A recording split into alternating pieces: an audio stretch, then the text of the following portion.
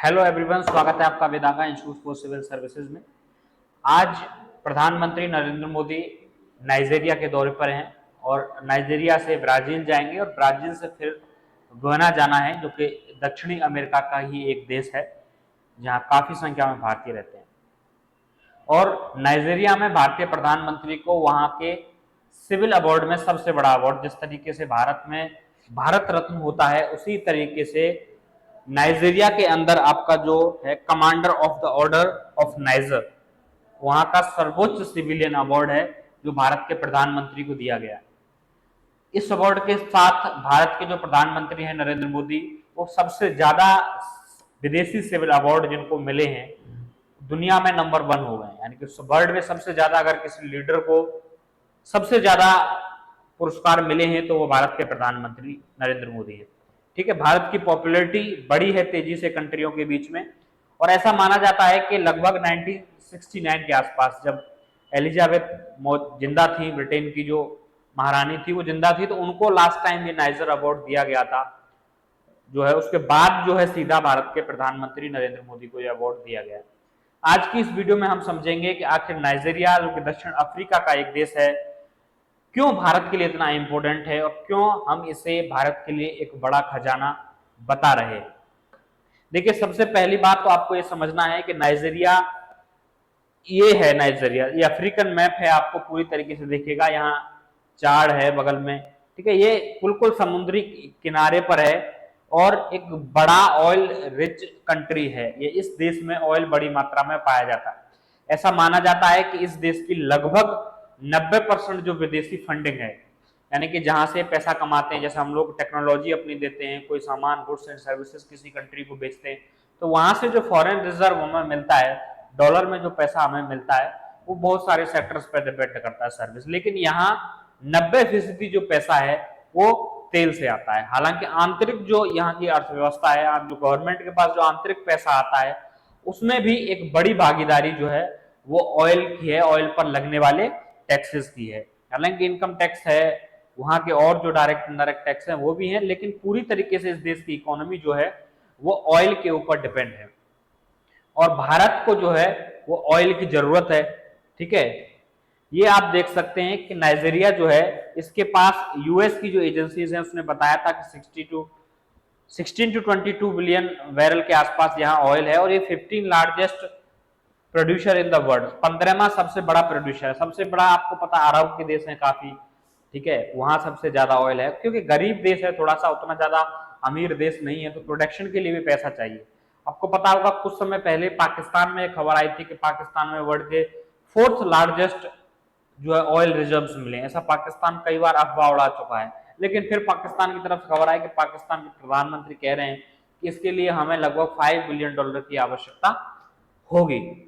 तो लोगों को समझ में आ गया कि एक बार पहले भी ये कर चुके थे कि भाई इनको खुदाई के लिए पैसा नहीं है, ऑयल की जो निकालने के लिए इनके पास पैसा है ही नहीं। तो ऑयल माइनिंग के लिए भी पैसे का होना जरूरी है, टेक्नोलॉजी का होना जरूरी है। तो इसलिए हो सकता है कि नाइजीरिया प्रोडक्शन में अभी थोड़ा सा पीछे हो, लेकिन रिजर्व्स यहाँ काफी है। 15वां प्रोड्यूसर है, अफ्रीकन कंट्री है, तो समझ लीजिए कि अच्छा खासा है।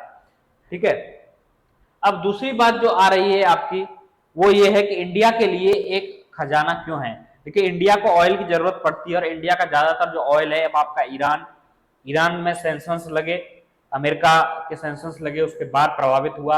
उससे पहले भी आपको कोई बात पता है कि डॉलर का लेन देन नहीं हो पा रहा था दोनों देशों में, तो फिर गुड्स एंड सर्विसेज के बदले भी ऑयल, भारत ने ऑयल खरीदा। इराक के साथ हमारा ऑयल बहुत ज्यादा आता था। इराक की सिचुएशन बीच में आपको पता थी कि सिविल वॉर में फंस गए आपने यहाँ। ठीक है, दोनों में ISIS वाला जो हुआ था आतंकवादी, उसमें फंस के रह गया। और दूसरा एक तीसरा पार्टनर आपका देख लीजिए, आपका हमारा है रसिया। अभी न्यूज में सुना होगा कि रसिया ने काफी बेचा है, तो रसिया भी काफी सेंक्शन से हमेशा गुजरता रहता है और ये सारी प्रॉब्लम्स क्रिएट करती हैं हमारी कंट्री के जो है डेवलपमेंट को, हमारी कंट्री में जो ऑयल की जरूरत है उनके लिए। ठीक है, क्योंकि ऑयल हर कंट्री की ऊर्जा क्षेत्र के लिए जरूरी होता है, और जब भी ऑयल के प्राइस इधर उधर होते हैं तो उसमें इंडियन इकोनॉमी पर अच्छा खासा इम्पैक्ट पड़ता है। दूसरी बात ये पड़ती है कि भारत की जो टेक्नोलॉजी है, भारत का डिफेंस से लेके और बाकी गुड्स एंड सर्विसेज हैं वो हम किसी विकसित देश को भेजते हैं या विकासशील देश को भेजते हैं। सपोज दैट हम कोई सर्विस बनाएं, कोई जूता चप्पल कुछ भी बनाएं, वो हम अमेरिका में जाके बेचने जाएं तो उसको अमेरिका में बेचना और एक अफ्रीकन देश में बेचना जहां बेसिक जरूरतें लोगों की पूरी नहीं हो रही है, उसमें अंतर होता है। अफ्रीका में सस्ती चीज जल्दी बिक जाएगी, अमेरिका में हो सकता है कि आप उस क्वालिटी की चीज न कर पाए क्योंकि वहां लोगों के पास पैसा है, ठीक है, तो वहां बेटर क्वालिटी चाहिए, लेकिन अफ्रीका के अंदर ऐसा नहीं चाहिए। दूसरी बात है कि नाइजीरिया को जरूरत होती है, खेती यहाँ बहुत ज्यादा होती नहीं, उपजाऊ जमीन नहीं है, तो नाइजीरिया को जरूरत होती है कि ये फूड सप्लाई जो है उसको भारत से कर सकता है, उसके बदले भारत को तेल दे सकता है। तो भारत अपने एग्रीकल्चर प्रोडक्ट को बड़ी मात्रा में कंट्री को बेच सकता है, उसके बदले में ऑयल ले सकता है, अगर डॉलर नहीं लेन देन करना चाहते तो। हालांकि नाइजीरिया रुपीज में भी व्यापार के लिए तैयार है कि वो हमारे साथ भारत अगर रुपीज में व्यापार करे तो भी हम एग्री हैं।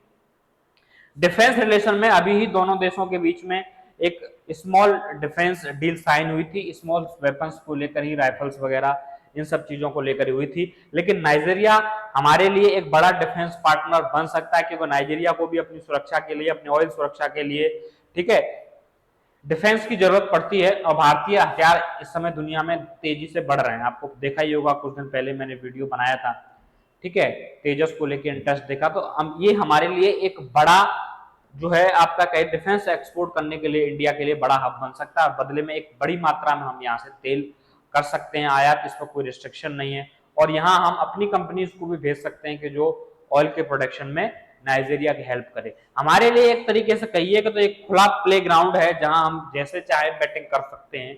नाइजीरियन लोग हमारे साथ काम करने के लिए काफी इच्छुक हैं इंडिया के साथ, और यही एक रीजन है कि यहाँ नाइजीरिया में थोड़ा सा सर्वाइव इंडियन लोगों का कम था, लेकिन मराठा लोगों ने काफी बड़े तादाद में यहाँ बिजनेस किया, इसलिए मराठी जो लैंग्वेज है वहां की, इसको क्लासिकल लैंग्वेज का दर्जा इन्होंने दिया था नाइजीरिया ने। और भारत के प्रधानमंत्री जब आज इस दौरे पर थे तो उन्होंने बाकायदा धन्यवाद कहा नाइजीरिया की गवर्नमेंट का कि ये भारत के रिश्तों को नाइजीरिया के साथ मजबूत करने में एक बड़ा कदम है।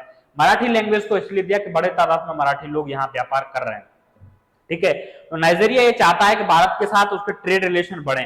भारत के लिए एक बड़ी अपॉर्चुनिटी है कि वो नाइजीरिया की जरूरतों को पूरा करे और उसके साथ रिलेशंस निकाले। नाइजीरिया के लिए, जैसे दुनिया के देशों के लिए भारत एक बड़ा व्यापार केंद्र बनता चला जा रहा है, अफ्रीका हो, सॉरी अफ्रीका कह रहा हूं मैं, यूरोप हो, विकसित देश जो खासकर चाइना के लिए एक बड़ा बाजार भारत है, ऐसे ही भारत के लिए एक बड़ा बाजार नाइजीरिया बन सकता है। भारत का जो व्यापार घाटा है, ठीक है, उसको भारत बैलेंस कर सकता है। दूसरा, भारत की जो ऊर्जा सुरक्षा है वो भी सुनिश्चित हो पाएगी। ईरान, इराक, ये सब एरिया मैक्सिमम डिस्टर्ब रहते हैं।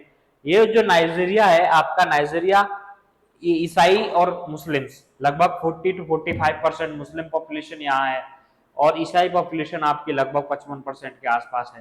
तो एक संतुलित देश है, बहुत ज्यादा है, और डिफेंस को अगर भारत इसके कंट्रोल कर लेगा, डिफेंस इक्विपमेंट्स उसको प्रोवाइड करा देगा, हो सकता है कि इस देश की सुरक्षा भी भारत से कई हद तक प्रभावित हो और भारत इसको अच्छे तरीके से नियंत्रित कर पाए। लेकिन एक बड़े बाजार के तौर पर है क्योंकि इस देश में सिर्फ ऑयल है, ऑयल के अलावा इस देश में न कोई तकनीक है।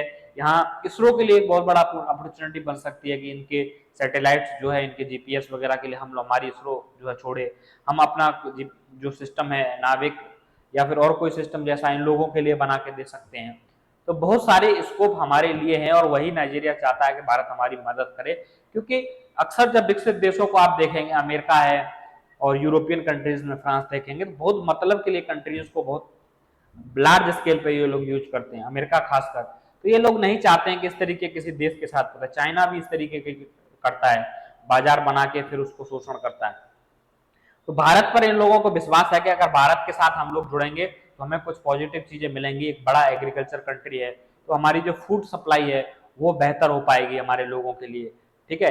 तो हम अपनी गरीबी को खत्म कर पाएंगे और भारत सरकार काफी मदद भी लोगों की करेगी। जब भारत का यहाँ सेटअप कंपनी फैक्ट्रीज की कमी है, यहाँ कोई इकोनॉमिक एक्टिविटीज के लिए एक सिर्फ ऑयल है, तो भारत के लिए एक बड़े बाजार के तौर पर नाइजीरिया निकल सकता है।